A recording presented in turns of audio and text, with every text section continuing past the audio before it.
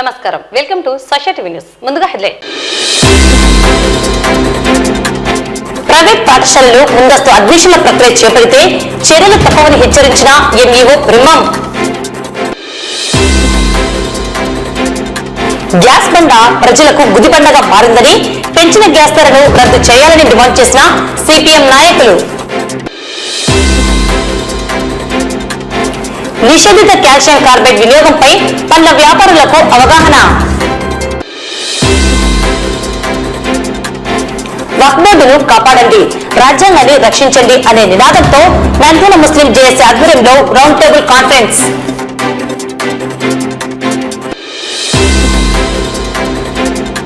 Nandyal railway station ఎదురుగా ఉన్న దుకాణాల తొలగింపు. జీవనోపాధి కోల్పోయాము, సాయం అందించి ఆదుకోవాలని కోరిన దుకాణదారులు. వీధి కుక్కల దాడిలో చిన్నారికి తీవ్ర గాయాలు. కుక్కల నియంత్రణకు చర్యలు చేపట్టాలని కోరుతున్న బాధితులు.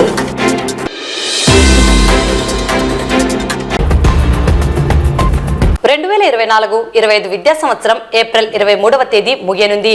అయితే ప్రైవేట్ పాఠశాలలు ముందస్తుగా ఎటువంటి అడ్మిషన్ల ప్రక్రియ చేపట్టరాదని, అలాగే స్కూల్ స్టాఫ్ తో క్యాంపెయిన్ నిర్వహించరాదని అట్లు చేసిన పాఠశాలల యాజమాన్యంపై చట్టపరంగా చర్యలు తీసుకోవడం జరుగుతుందని ఎంఈఓ బ్రహ్మం హెచ్చరించారు.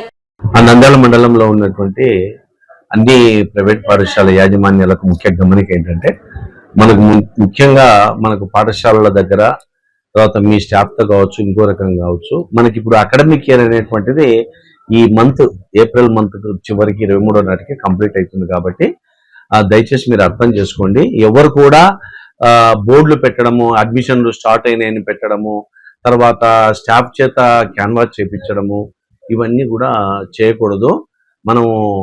మీరు ఏప్రిల్ 23 తర్వాత అకాడమిక్ ఇయర్ ప్రారంభోత్సవం ముందు రోజు మీరు ఏదైనా కానీ చేసుకోవడానికి ఉంటుంది. కానీ ఇప్పుడు ముందుగానే మీరు ఇంకా అకాడమిక్ ఇయర్ కంప్లీట్ కాకముందు నుంచే మీరు ఇలాగ మొదలు పెట్టేసేస్తే అది ప్రభుత్వ రూల్స్కి విరుద్ధంగా ఉంటుంది. కాబట్టి మీరు దయచేసి అర్థం చేసుకొని ఎవరు కూడా ఆ విధంగా అకాడమిక్ ఇయర్ కంప్లీట్ కాకముందే ప్రచారం చేయకూడదని చెప్పి మరీ నేను తెలియజేస్తున్నాను.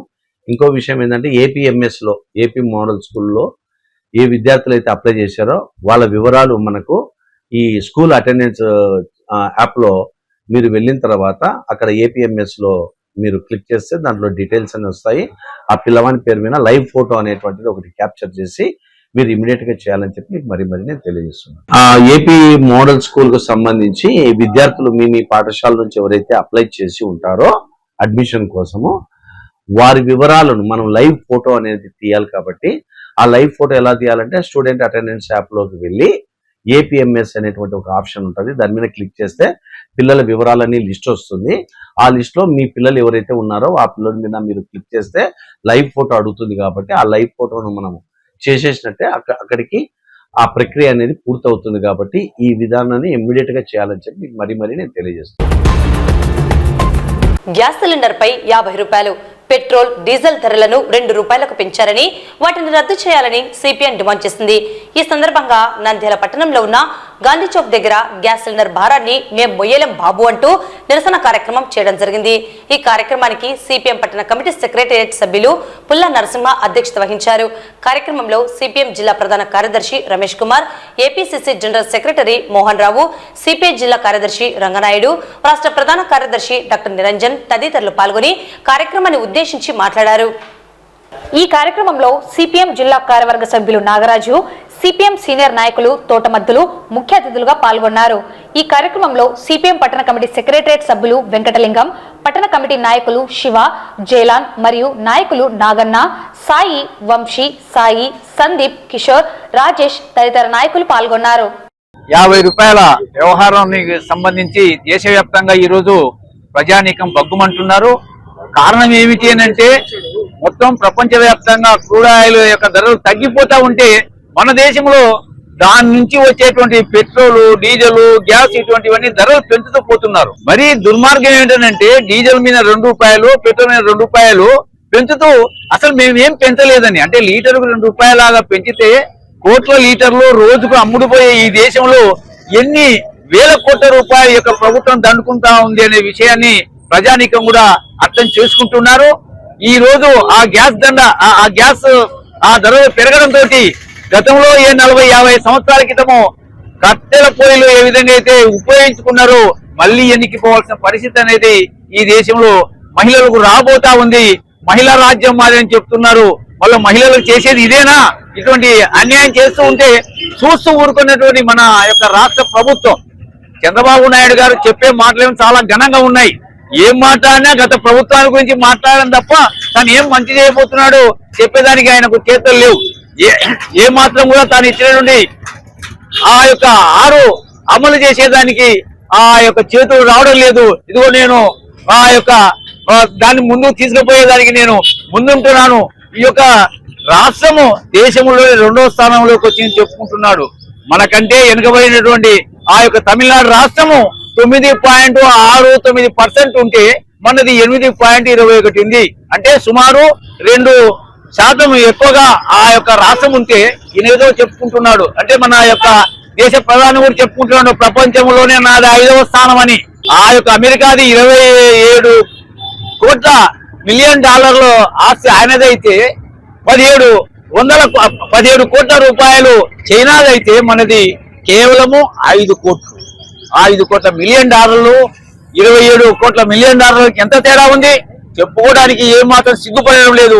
మాది 5వ స్థానం అంటే మాది 1వ స్థానం అంటే ఈ యొక్క చంద్రబాబు నాయుడు కేవలము జెండా మాత్రమే ఆ యొక్క రామారావు గారు ఇచ్చిపోయినట్ట ఆ యొక్క ఆయన పేరు చెప్పుకొని పట్టుకుంటున్నాడు.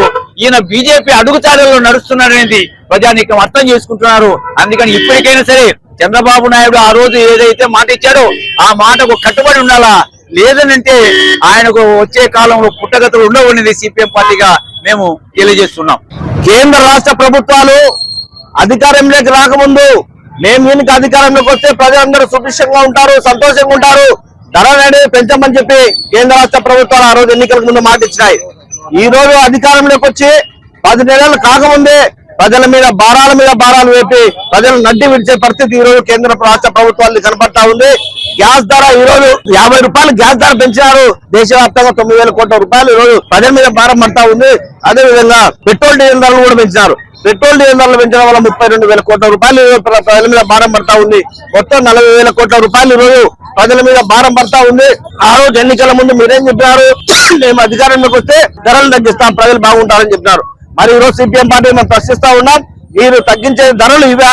కాబట్టి కేంద్ర రాష్ట్ర ప్రభుత్వాలు రెండు ఆలోచించుకోవాలా, ప్రజల మీద భారాలు లేకుండా చేయాలని చెప్పి సిపిఎం పార్టీగా ఈ రోజు ప్రభుత్వాలను ప్రశ్నిస్తున్నాం. రాష్ట్ర ఫుడ్ సేఫ్టీ కమిషన్ ఆదేశాల మేరకు నంద్యాల పట్టణంలోని గాంధీ చౌక్ ఫ్రూట్ మార్కెట్ నందు బుధవారం ఫుడ్ సేఫ్టీ శాఖ మరియు ఉద్యానవన శాఖ అధికారుల ఆధ్వర్యంలో నిషేధిత కాల్షియం కార్బైడ్ వినియోగంపై పండ్ల వ్యాపారులకు అవగాహన కార్యక్రమం నిర్వహించడం జరిగింది. ఈ మేరకు అధికారులు నిషేధిత కాల్షియం కార్బైడ్ వాడకం వల్ల కలిగే అనర్థాలు, చట్టపరంగా తీసుకునే చర్యలు, పండ్లు పక్వానికి రావడానికి నాణ్యమైన పండ్లను ఉత్పత్తి చేసి ప్రజలకు అందించేందుకు తీసుకోవాల్సిన విధానాలను, పద్ధతులను తెలియజేశారు. కార్యక్రమంలో నంద్యాల జిల్లా ఫుడ్ సేఫ్టీ అధికారి వెంకటరాముడు, అసిస్టెంట్ కమిషనర్ వెంకటదాస్, ఉద్యానవన శాఖ అధికారులు, ఫుడ్ ట్రేడర్స్, మర్చెంట్స్ హాజరయ్యారు. నా పేరు వెంకటరాముడు అండి, ఫుడ్ సేఫ్టీ ఆఫీసర్ నంద్యాల జిల్లా. ఈ రోజు ఈ మన ఫ్రూట్ మార్కెట్ నందు ఇక్కడ ఫ్రూట్ ట్రేడర్స్, మర్చెంట్ మరి వ్యాపారస్తులకు ఈ కార్బైడ్, నిషేధిత కార్బైడ్ పైన అవగాహన కల్పించటకు ఈ ఉద్యాన శాఖ మరియు ఫుడ్ సేఫ్టీ వారి ఆధ్వర్యంలో ఇక్కడ మనం ఈ ఫ్రూట్ మార్కెట్ లో ఈ సమావేశము ఏర్పాటు చేయడం జరిగినది. ఈ సమావేశం ఏర్పాటు చేయడానికి గాను మా ఫుడ్ సేఫ్టీ కమిషనర్ గారి ఆదేశాల మేరకు ఒక కమిటీ కూడా ఏర్పాటు చేయడం అనేది. ఈ కమిటీలో వచ్చేసి జాయింట్ కలెక్టర్ గారు చైర్మన్ గా ఉంటారు, మరియు హార్టికల్చర్ ఏడీ గారు మెంబరు, ఫుడ్ సేఫ్టీ డిపార్ట్మెంట్ వారు ఒక కన్వీనరు, మా ఏడీ మార్కెటింగ్ వారు మెంబరు, మున్సిపల్ కమిషనర్ వారు మెంబరు, డిస్ట్రిక్ట్ పంచాయతీ ఆఫీసర్ గారు ఒక మెంబరు, ఆర్టీఓ గారు ఒక మెంబర్ గా ఇట్లా ఒక కమిటీ వేసి మా ఫుడ్ సేఫ్టీ కమిషనర్ గారు ఆర్డర్స్ ఇచ్చారు. ఆ ఆర్డర్స్ ప్రకారం మనం ఈ రోజు ఇక్కడ మన జిల్లాలో ఈ రోజు ఇక్కడ మనం ఈ తొలి సమావేశం జరుపుకొనిచున్నాము. ఇది జిల్లా వ్యాప్తంగా మేము చిన్న చిన్న సదస్సులు పెట్టి వాళ్ళకు ఇలాంటి వ్యాపారస్తులైతేమి, రైతులైతేమి, ఈ ఉద్యాన వారి సహకారంతో, మార్కెటింగ్ వారి సహకారంతో, ట్రాన్స్పోర్ట్ వారి సహకారంతో, మున్సిపల్ కార్పొరేషన్ వారి సహకారంతో సమావేశాలు చేసి వాళ్ళకు అవగాహన కల్పించటకు ఇది ముఖ్య ఉద్దేశం. ఈ సదస్సు కార్బైడ్, నిషేధ కార్బైడ్ వాడకూడదు అనేది. మేము ఎంత ఇస్తున్నామంటే 1 హెక్టార్ తోటలో మీరు రైతులను పెట్టుకుంటే 20,000 రూపాయలు మనం ఇస్తా ఉన్నాం. ఆ కవర్లు పెట్టుకొని ఆ కవర్ల వలన ఇంకోటి ఏంటంటే ఒక మచ్చ రాదు. మీరు రైపనింగ్ చాంబర్ లో స్టోర్ చేసుకుని కూడా పండ్లు మచ్చలు వస్తే ఏమైతుంది, రైపనింగ్ చాంబర్ లో ఏమైతుంది, మీకు మచ్చలు వస్తే తొందరగా డికే అవడానికి అవకాశం ఉంటుంది. కాబట్టి ఫ్రూట్ కవర్స్ వాడండి, రోగాలు ఉండవు, పురుగులు ఉండవు. కాబట్టి డెఫినెట్ గా మీరు కూడా వ్యాపారస్తులు కూడా రైతులు తోటలు కొనేటప్పుడు ఇవి లేకుండా, కవర్లు లేకుండా మీరు ట్రేడింగ్ వ్యవసాయం చేయదు. మీరు కూడా రైతులకు చెప్పండి. ఈ కవర్లు చేసుకున్న వాళ్ళకి, ఈ రోజు కవర్లు ఉన్న వాళ్ళకు లేని వాళ్ళకు, కవర్లు చేసే వాళ్ళకు, మీరు విజయవాడ ఆ ప్రాంతాలు దాదాపు 20 నుంచి 30% మంది రైతులు ఈ రోజు ఫ్రూట్ కవర్తోనే చేస్తా ఉన్నారు. ఈ ఫ్రూట్ ఫ్లై డ్యామేజ్ అరికట్టడానికి దానికి ఇక్కడ ఫ్రూట్ ట్రేడర్స్, మర్చెంట్ మరి వ్యాపారస్తులకు ఈ కార్బైడ్, నిషేధిత కార్బైడ్ పైన అవగాహన కల్పించటకు ఈ ఉద్యాన శాఖ మరియు ఫుడ్ సేఫ్టీ వారి ఆధ్వర్యంలో ఇక్కడ మనం ఈ ఫ్రూట్ మార్కెట్ లో ఈ సమావేశము ఏర్పాటు చేయడం జరిగినది. ఈ సమావేశం ఏర్పాటు చేయటకు గాను మా ఫుడ్ సేఫ్టీ కమిషనర్ గారి ఆదేశాల మేరకు ఒక కమిటీ కూడా ఏర్పాటు చేయడం అనేది. ఈ కమిటీలో వచ్చేసి జాయింట్ కలెక్టర్ గారు చైర్మన్ గా ఉంటారు, మరియు హార్టికల్చర్ ఏడీ గారు మెంబరు, ఫుడ్ సేఫ్టీ డిపార్ట్మెంట్ వారు ఒక కన్వీనరు, మా ఏడీ మార్కెటింగ్ వారు మెంబరు, మున్సిపల్ కమిషనర్ వారు మెంబరు, డిస్ట్రిక్ట్ పంచాయతీ ఆఫీసర్ గారు ఒక మెంబరు, ఆర్టీఓ గారు ఒక మెంబర్ గా ఇట్లా ఒక కమిటీ వేసి మా ఫుడ్ సేఫ్టీ కమిషనర్ గారు ఆర్డర్స్ ఇచ్చారు. ఆ ఆర్డర్స్ ప్రకారం మనం ఈ రోజు ఇక్కడ మన జిల్లాలో ఈ రోజు ఇక్కడ మనం ఈ తొలి సమావేశం జరుపుకొనిచున్నాము. ఇది జిల్లా వ్యాప్తంగా మేము చిన్న చిన్న సదస్సులు పెట్టి వాళ్ళకు ఇలాంటి వ్యాపారస్తులైతేమి, రైతులైతేమి, ఉద్యాన వారి సహకారంతో, మార్కెటింగ్ వారి సహకారంతో, ట్రాన్స్పోర్ట్ వారి సహకారంతో, మున్సిపల్ కార్పొరేషన్ వారి సహకారంతో సమావేశాలు చేసి వాళ్ళకు అవగాహన కల్పించటకు ఇది ముఖ్య ఉద్దేశం. ఈ సదస్సు కార్బైడ్, నిషిద్ధ కార్బైడ్ వాడకూడదు అనేది ప్రజలకు ఎటువంటి ఇబ్బందులు లేకుండా ఈ పనులకు సంబంధించి, ఎందుకంటే ఈ కాలంలో ఎక్కువ కూడా ఈదుడు ట్రిప్పులు అయితేమి, తర్వాత చాలా మంది కూడా నైట్ పూట ఫుడ్ కూడా తినకుండా ఆ ఫుడ్స్ తింటూ కాలం గడుపుతున్నటువంటి సంఘటనలు కూడా నేను చూశాను. కొంతమంది ఆరోగ్యం కోసం, కాపాడుకోవడం కోసం కూడా ఎక్కువ ఫుడ్స్ ఆశ్రయిస్తున్నారు. అవి రేట్ ఎక్కువైనా సరే వాళ్ళ జీవన విధానంలో దాన్ని కొన్ని వాడుకలో తీసుకొస్తున్నారు. కాబట్టి ప్రజలు కూడా ఇష్టపడుతున్నారు. కాబట్టి వారికి నాణ్యమైనటువంటి మనం యొక్క ఫుడ్ ను మనం అందించాలని చెప్పి కోరుతూ, అధికారుల ఆదేశాలు ఏ విధంగా ఉన్నాయో వారి అధికారుల ఆదేశాలు కూడా తప్పక పాటించి భవిష్యత్తులో ఇటువంటి ఈ కేసులు కూడా మనం చేసుకోకుండా, అలాంటి చెడ్డ పేరు మన నంద్యాల పట్ల రాకుండా అందరూ సహకరించాలని వ్యాపారస్తులకి కోరుతున్నాను. స్థానిక నూరు భాషా సంఘం షాదిఖానాలో నంద్యాల ముస్లిం జేఏసీ కన్వీనర్ మౌలానా అబ్దుల్లా రషాద్ అధ్యక్షతన వక్ఫ్ బోర్డును కాపాడండి, రాజ్యాంగాన్ని రక్షించండి అనే నినాదంతో రౌండ్ టేబుల్ కాన్ఫరెన్స్ నిర్వహించడం జరిగింది. వక్తలు మాట్లాడుతూ కేంద్ర ప్రభుత్వం ఇటీవల పార్లమెంట్లోనూ రాజ్యాంగ సభలోనూ ఆమోదింపచేసుకున్న వక్ఫ్ సవరణ చట్టంతో ముస్లింలకు తీవ్ర అన్యాయం జరిగిందన్నారు.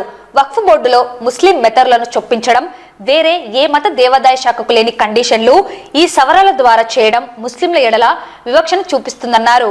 యూజర్ బై తీసివేయడం ద్వారా ముస్లింలు చాలా వక్ఫ్ ఆస్తులను దేశవ్యాప్తంగా కోల్పోవలసిన పరిస్థితి ఏర్పడుతున్నదని, ముస్లింలకు చెందిన ఆస్తులను కార్పొరేట్ సంస్థలకు లీజుకు కట్టబెట్టడానికి ఇదంతా చేస్తున్నట్టు అభిప్రాయపడ్డారు. ఈ చట్టం వల్ల వక్ఫ్ భూములను ఇప్పటికే ఆక్రమించిన వారే యాజమాన్యపు హక్కులను కలిగించడానికి ఈ చట్టం అవకాశాన్ని ఇస్తున్నదని, కేవలం మెజారిటీ మతస్థులను పోలరైజ్ చేయడం ద్వారా రాజకీయ లబ్ధి పొందడానికి ప్రభుత్వం ప్రయత్నిస్తున్నదని అన్నారు. ఈ చట్టం భారతదేశంలోని ప్రజలకు రాజ్యాంగం కల్పించిన మౌలిక హక్కులను కాలరాసేలా ఉన్నదని అన్నారు. కాబట్టి ప్రభుత్వం వెంటనే ఈ చట్టాన్ని ఉపసంహరించుకోవాలని డిమాండ్ చేశారు. ఈ కార్యక్రమంలో నంద్యాల ముస్లిం జేఏసీ గౌరవ అధ్యక్షులు అబ్దుల్ సమద్, ఎస్ఎండి అబులైస్, బాషా, మస్తాన్, ఉస్మాన్ బాషా, గోల్డ్ దస్తగిరి, బొరుగుల అక్బర్, మసీద్ ఖాన్, అబ్దుల్ మునీర్, అబ్దుల్ సలాం, అయ్యూబ్, హఫీజ్ సుబాస్, సయ్యద్ అబ్దుల్ సమద్, కరీముల్లా, కలాం, శేక్షావలి తదితరులు పాల్గొన్నారు. एनएम जेएसी नंद्याला मुस्लिम जॉइंट एक्शन कमेटी हर तरह से तैयार है और उनके हिदायत पर जो भी हमें मिल रहे हैं इंशाल्लाह मुकम्मल अमल करने की कोशिश करेंगे। वक्फ बोर्ड 2025 जो बिल लाई गई है, जो बिल पास किए हैं, और इस बिल के खिलाफ में सुप्रीम कोर्ट में जो केसेस डाले जा रहे हैं, उसके साथ साथ हमें जो राउंड टेबल समावेशम हो या और ऐसे ही धरने के ताल्लुक से हो या अपने आप को हिबा करने के ताल्लुक से हो, हमें मुस्लिम पर्सनल लॉ बोर्ड ने जो हिदायत दिए हैं, हम चाहते हैं कि हर मुसलमान इस पर अमल करने की कोशिश करे। और नंद्याल मुस्लिम जॉइंट एक्शन कमेटी की जानिब से मुकम्मल तौर पर सारे नंद्याल के मुसलमानों को दावत दी जाती है कि हम जो भी प्रोग्राम करेंगे ये हमारी जानिब से नहीं बल्कि डायरेक्ट मुस्लिम पर्सनल लॉ बोर्ड की जानिब से होगा। तो हम सब मुसलमानों से दरख्वास्त करते हैं और ऐसे ही सेकुलर जहन रखने वाले हर कौम वालों को हम दावत देते हैं कि वो भी हमारे साथ इसमें शरीक हो, इसलिए कि ये जो प्रोग्राम्स हैं ये सिर्फ वक्त बचाओ नहीं, वक्त बचाओ के साथ साथ दस्तूर बचाओ है, कानून बचाओ है इस मुल्क का। ये आर्टिकल 14 के खिलाफ है और आर्टिकल 25 के खिलाफ है और आर्टिकल 26 के खिलाफ है। और हम चाहते हैं कि वक्त बचाओ, कानून बचाओ, देश बचाओ, वरना हालात ऐसे आएंगे ये देश की जो खूबसूरती है, जो आपस में मोहब्बतें हैं, भाईचारगी है, ये सारे चीजें खत्म होने का अंदेशा है। तो हम सारे मुसलमानों से भी और सेकुलरिज्म रखने वाले हर तरह के कौम वालों से दरख्वास्त करते हैं कि हमारा भरपूर ताउन करे, साथ दे और हमारे कदम ब कदम होकर इस वक्त बोर्ड 2024 तरमीमी बिल के मुकम्मल तौर पर मुखालफत करे। और मेरी दावत खास तौर पर मालदार मुसलमानों से भी है और ऐसे ही जो अपने आप को कौम का रहबर, रहनुमा, बड़ा लीडर बोलते हैं, ऐसे उनसे भी हमारी खास तौर पर दरख्वास्त है कि वो हमारे साथ शरीक होकर इसकी भरपूर मुखालफत करे और मुकम्मल तौर पर हमारा ताउन करे। గతంలో సుప్రీంకోర్టు ఆమోదించినటువంటి బిల్లుకు వ్యతిరేకంగా ఈరోజు మళ్ళీ సవరణల పేరు మీద బీజేపీ మైనార్టీలకు వ్యతిరేకంగా ఈ బిల్లు తెచ్చింది. బీజేపీకి సొంతంగా పార్లమెంట్లో బలం లేదు, అయినా ఈ తెలుగుదేశంతో లేదా జేడీయూ లాంటి పార్టీలను కలుపుకొని మైనార్టీలకు వ్యతిరేకంగా ఈరోజు బిల్లు తేవడం జరిగింది. ఏప్రిల్ 3లో, ఏప్రిల్ 4లో, ఏప్రిల్ 5లో ఈ 3 రోజుల పాటు ఆ రకంగా ఎంత వ్యతిరేకించినా ప్రతిపక్షాలు, లౌకిక శక్తులు ఎంత పెద్ద ఎత్తున వ్యతిరేకించినా నియంతృత్వంగా ఆ రకంగా బిల్లును ఆమోదింపజేసుకొని ఈ రోజు నుంచి దాన్ని అమలులోకి తీసుకురావడం అనేటువంటిది జరుగుతూ ఉంది. అందులో మైనార్టీలకు వ్యతిరేకంగా బిల్లులో చాలా అంశాలు ఉన్నాయి. గతంలో 12 మంది సభ్యులు ఉన్నటువంటి కమిటీని 11 మందికి సభ్యులుగా కుదించేసి అందులో 7 మంది ముస్లిం ఏతరులను ఆ బిల్లులో చేర్చడం అనేటువంటిది మైనార్టీలకు వ్యతిరేకంగా ఉంటుంది. రేపొద్దున ఏ రకమైనటువంటి చర్చ జరిగినా మైనార్టీలకు వ్యతిరేకంగా మెజార్టీ తీర్మానాల పేరు మీద ఆ రకంగా ఈ బిల్లులో పేర్కొనడం జరిగింది. ఇంతకుముందే మరి హిందూ ధార్మిక సంస్థల్లో హిందూయేతరులు ఉండకూడదని చెప్పేసి బీజేపీ వాళ్ళు ఆందోళన చేస్తున్నారు. మరి ఆ రకంగా ముస్లింల యొక్క వారి యొక్క హక్కులైనటువంటి వక్ఫ్ ఆస్తుల్లో ముస్లింయేతరులు ఏ రకంగా ఉండాలని చెప్పేసి కరెక్ట్ కాదు. కాబట్టి దీనికి వ్యతిరేకంగా పెద్ద ఎత్తున దేశవ్యాప్తంగా ఆ రకంగా మైనార్టీస్ ఆందోళనలో భాగంగా వామపక్షాలు కూడా, అందులో ముఖ్యంగా సిపిఎం పార్టీ కూడా ఆ రకంగా ఆందోళన చేస్తుంది. భవిష్యత్తులో జరిగేటువంటి ఆందోళనలో పెద్ద ఎత్తున ఆ రకంగా సిపిఎం పార్టీగా ఈ బిల్లును వ్యతిరేకిస్తూ ఆందోళన చేస్తారని చెప్పేసి ఈ సందర్భంగా తెలియజేస్తా ఉంది. ఈరోజు వక్ఫ్ బోర్డువి, రేపు ఇంకొకరివి, ఆ తర్వాత వ్యక్తిగతంగా కూడా ప్రభుత్వం లాక్కోవడానికి ప్రయత్నం చేస్తుంది. వీటన్నిటిని కూడా పూర్తిగా ప్రతి ఒక్కరు, ప్రతి పార్టీ, ప్రజా సంఘాలు అందరూ కూడా ముక్తకంఠంతో ఖండించి ఈ చట్టాన్ని రద్దు చేయించాల్సిన అవసరం ఎంతైనా ఉందని ఈ సందర్భంగా తెలియజేస్తున్నాం. ఇది ఈ ఉమ్మడి జిల్లాలో, కర్నూలు జిల్లాలో 28,978 సెంట్లు భూమి వక్ఫ్ బోర్డు భూములు ఉన్నాయి. ఇప్పటికీ ఈ వక్ఫ్ బోర్డు భూముల్ని ఖచ్చితంగా ఈరోజు తెలుగుదేశం పార్టీ 444 పేరుతో ఈరోజు చట్టం తీసుకొస్తా ఉంది. వాళ్ళందరికీ కూడా భూములు పనిచేస్తామని చెప్పి ఈరోజు రెవెన్యూ భూములే అన్యాక్రాంతం అవుతా ఉన్నాయి. ఈరోజు మీ దీనికి కలెక్టర్ గారి ఆధ్వర్యంలో ఉన్నట్టు భూములు ఈరోజు ఏ పార్టీ అధికారంలో ఉంటే ఆ పార్టీ మున్సిపాలిటీలు భూములు తక్కువ వచ్చినాయి, రెవెన్యూ భూములు తక్కువ వచ్చినాయి. పైగా ఇప్పుడు మళ్ళా మతపరమైనటువంటి వక్ఫ్ బోర్డు భూములు కానివ్వండి, దేవాదాయ భూములు కానివ్వండి, లేదంటే చర్చిల భూములు సాగుకొచ్చేటువంటి పరిస్థితి కాబట్టి వీటికి వ్యతిరేకంగా ప్రజానీకాన్ని కూడగట్టి పెద్ద ఎత్తున ఆందోళనకి పూనుకుంటామని చెప్పి తెలియజేస్తా ఉన్నాం. నంద్యాల రైల్వే జంక్షన్ అభివృద్ధిలో భాగంగా గత అనేక సంవత్సరాలుగా స్టేషన్ ముందు తాత్కాలిక దుకాణాలను ఏర్పాటు చేసుకుని జీవనం సాగిస్తున్న దాదాపు 50 మంది వ్యాపారస్తుల దుకాణాలను రైల్వే అధికారులు తొలగించడం జరిగింది. దీంతో తాము జీవనాధారం కోల్పోయామని, తమను ప్రభుత్వం ఆదుకోవాలని వారు వేడుకున్నారు.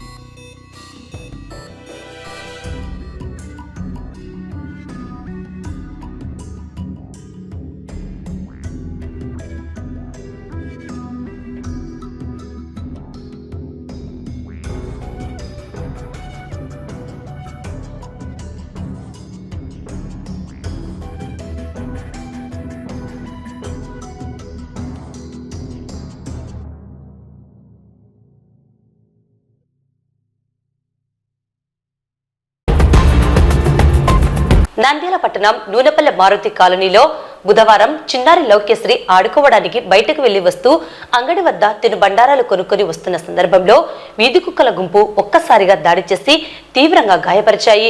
గాయపడిన చిన్నారిని వెంటనే తల్లిదండ్రులు జిల్లా ప్రభుత్వ సర్వజన హాస్పిటల్కు తరలించి చికిత్స అందిస్తున్నారు. తొడల ప్రాంతంలో విచక్షణ రహితంగా కుక్కలు కరిచాయి. కుక్కల దాడి నుండి ప్రజలకు చిన్నారులకు రక్షణ కల్పించాలని, కుక్కల నియంత్రణ చేయాలని బాధిత చిన్నారి తల్లిదండ్రులు అధికారులను వేడుకుంటున్నారు. ఇదిలా ఉంటే చిన్నారికి కరిచిన గంట ముందు మరో వ్యక్తిని కుక్క కరవడంతో చికిత్స పొందడం జరిగిందని తెలిసింది. ఇలా పట్టణంలో అన్ని ప్రాంతాలలో పదుల సంఖ్యలో కుక్కలు గుంపులు గుంపులుగా ఉంటూ చిన్నారులపై, వృద్ధులపై దాడులు చేసి గాయపరుస్తున్న సంఘటనలు అనేకమున్నా అధికారులకు అనేక సార్లు విన్నవించుకుంటున్నా కనీసం చలనం లేకుండా పోయిందని ప్రజలు విమర్శిస్తున్నారు.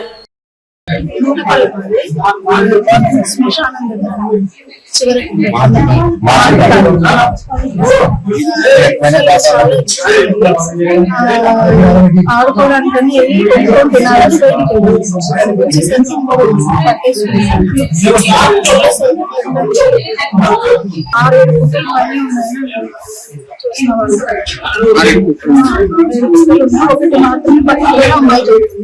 మిగతావన్నీ దాన్ని బట్టి ఆడుతున్నాయని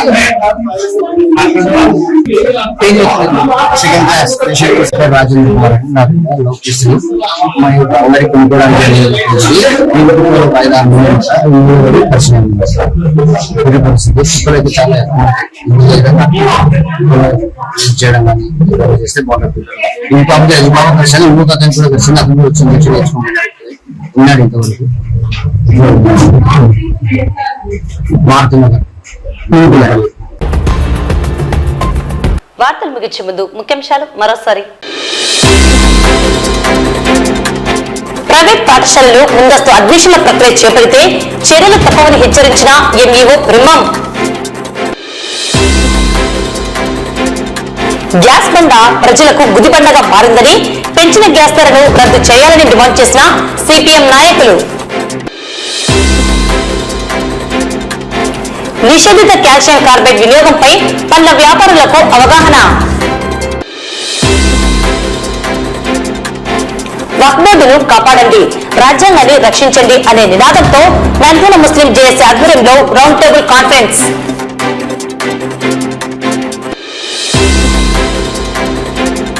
నంద్యాల రైల్వే స్టేషన్ ఎదురుగా ఉన్న దుకాణాల తొలగింపు. జీవనోపాధి కోల్పోయాము, సాయం అందించి ఆదుకోవాలని కోరిన దుకాణదారులు. వీధి కుక్కల దాడిలో చిన్నారికి తీవ్ర గాయాలు. కుక్కల నియంత్రణకు చర్యలు చేపట్టాలని కోరుతున్న బాధితులు.